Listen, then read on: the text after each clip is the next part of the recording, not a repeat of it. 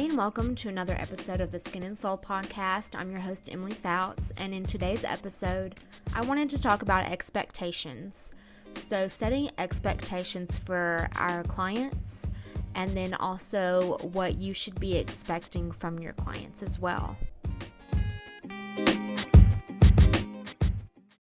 Okay, so first, setting expectations for our clients is a huge thing. Because if they do not have their expectations set, they might be upset with the result. The same goes for like a hairstylist. If someone comes in with black hair and they want platinum blonde, they need their expectations set that it's going to be a process, that it's not going to be a one session and done. And so the same thing goes for like skincare, like a chemical peel. Your hyperpigmentation's most likely not going to go away in a single chemical peel because you have to build yourself up. If you're starting from the ground, you have to start at a lower level peel and then build your way up, and it takes time, and you have to use home care, and you have to stay diligent. So setting expectations within our services is a really big thing, and it can be done verbally. It should be done verbally as well as in your informed consents for the said services.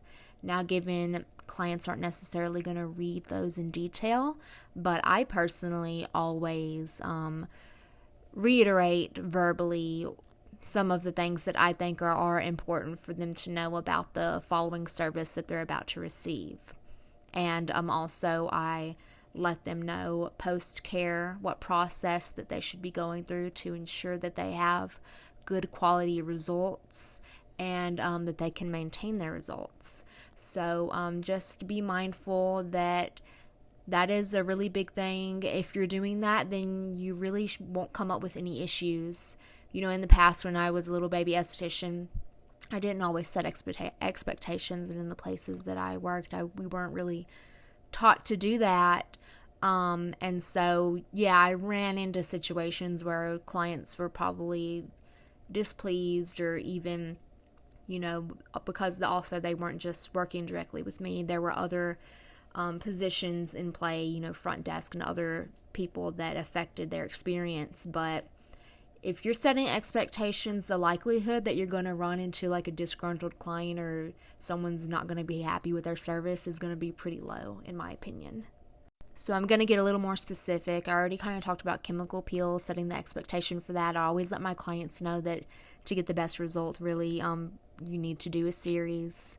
And I absolutely make sure that they are using a tyrosinase inhibitor and an alpha hydroxyacid or retinol 4 to 6 weeks prior to receiving the chemical peel, or they will not receive one with me, because I personally believe it's irresponsible to do such. But, besides chemical peels, like something as simple as waxing, you definitely need to set their expectations, let them know the cycles of hair growth, because if someone gets a Brazilian wax for the very first time and they're not educated, they might think that you did it wrong or they got ripped off because they have little baby hairs that are popping up like 4 days after their wax. And that's because of the hair cycle. That's a natural thing, and there's no way to get around that. So you need to keep up with your waxes, and you need to get them like 6 weeks apart or so that your hair growth cycle is all the same and you don't constantly keep on having those baby hair regrowths every time you get a wax as a result of not being diligent with your waxing schedule. So that's another easy expectation to set.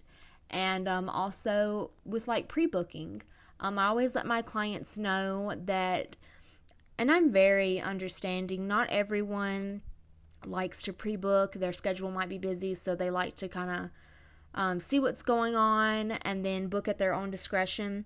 But I always do just let my clients know that my books are limited, and so I'm setting that expectation that if you don't book now, don't be surprised or be upset when you can't get the appointment that you need. And instead of getting your normal 2-week feel for your lashes, you're having to push it out to a 3-week feel, or maybe even more.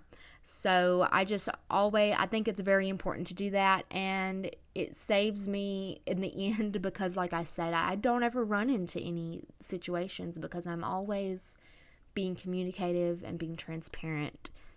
And another part of setting expectations with your clients, not really in terms of the service results, but setting their expectations for the experience that they're going to receive, I think is important. To not mislead anyone with your photos. Some people will use like stock photos as their advertising.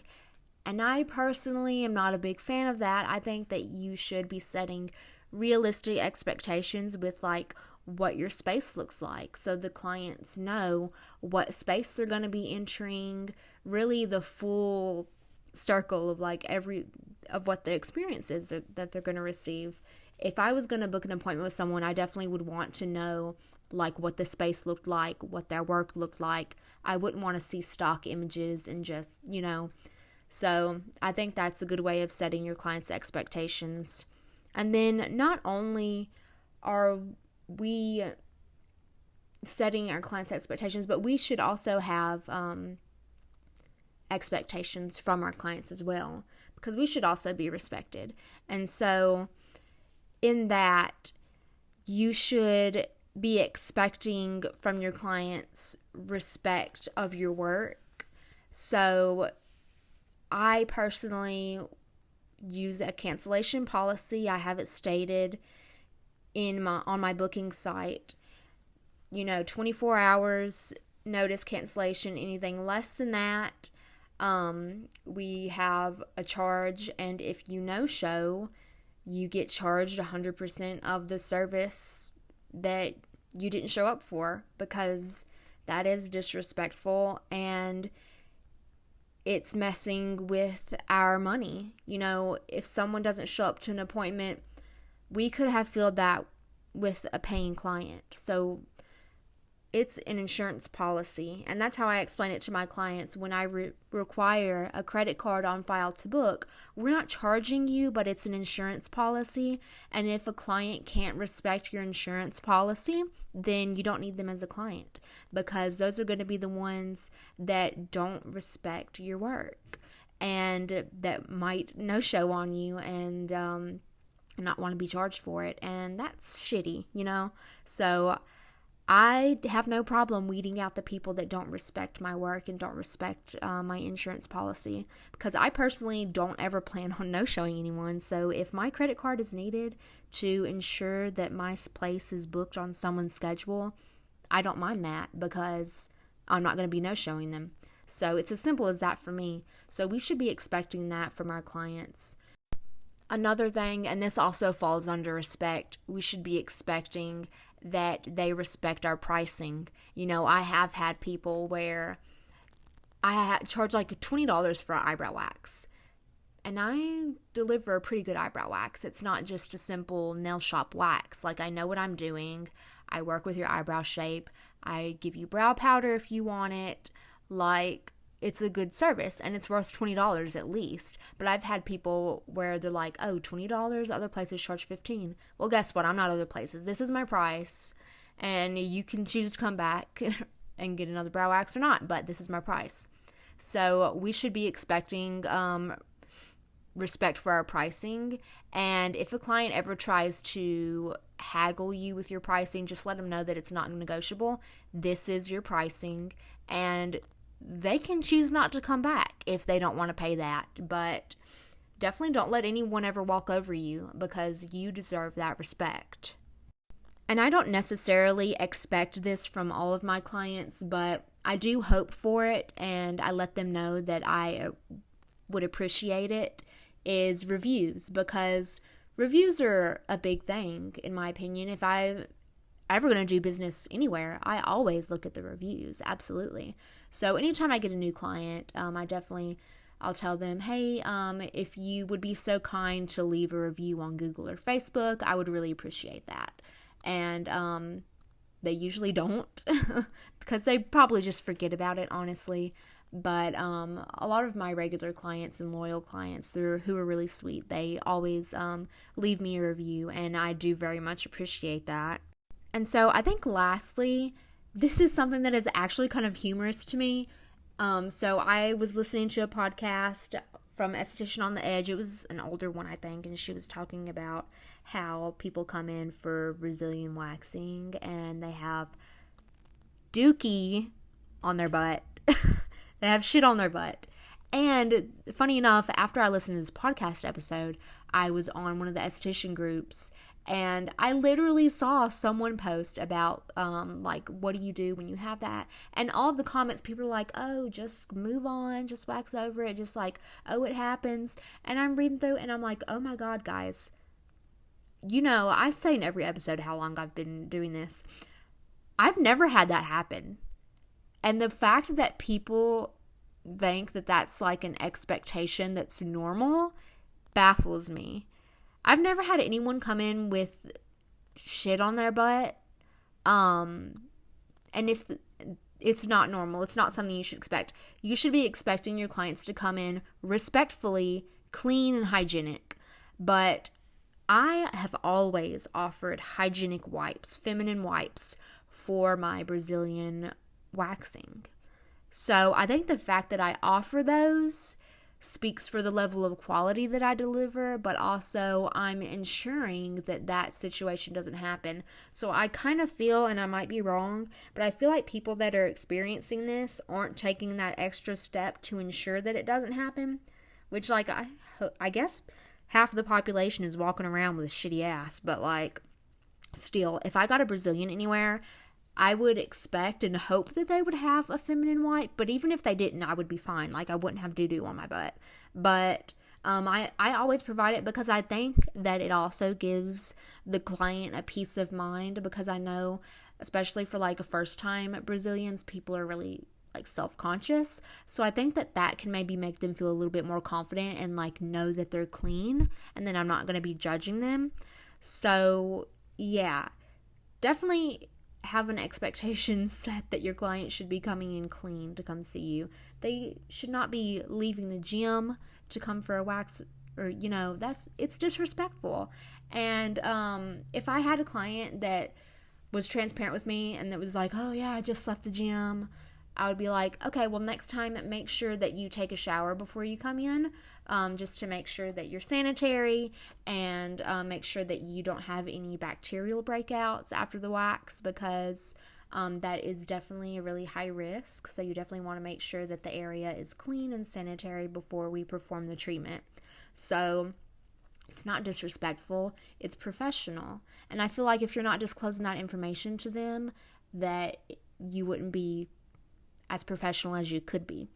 And honestly, I don't know what I would do if anyone came in with a doo-doo on their butt. Like, I would probably, I would probably ask them, I would probably give them another sanitary wipe and step out of the room and let them know just to, like, clean the area, and then I will come in and start. But yeah, if you don't have a sanitary wipe to offer, then what do you do? I guess you would let your client know. I mean, it would be embarrassing, but I'm not gonna, yeah. I don't know. I'm glad that's never happened to me, and I'm glad that it, cross my fingers, it's never gonna happen to me. I don't think it will, but. So this is a pretty short episode, but I was just thinking today, what do I want to record? And I thought that this would be something, well, it was just something that I wanted to get off my mind. But also, you know, I did an episode called Offering Quality, and I think it's really important to mention that your client should have their expectations set as to your level of work. I don't like whenever people try and boost their self up and make them seem like they're better than they really are, which in the industry, especially when you're starting out, you've probably been told to fake it until you make it. But I don't like that. I think if you are starting out and you're kind of learning the process as you're going, I think clients should kind of be aware of that, and your price level should match your skill. Yeah, I recently came in contact with someone who their skill level was not good, and they weren't reflecting that on their social media, and so I think it's a disservice to clients So I just think transparency is personally the best way to go. Some people might disagree with me, but yeah, I always try to think of it as like I'm also a consumer. So if I was a consumer and I was wanting to get lash extensions done by someone who was just starting out, I would want to be aware of that, and I would want to pay the price of that. So just food for thought.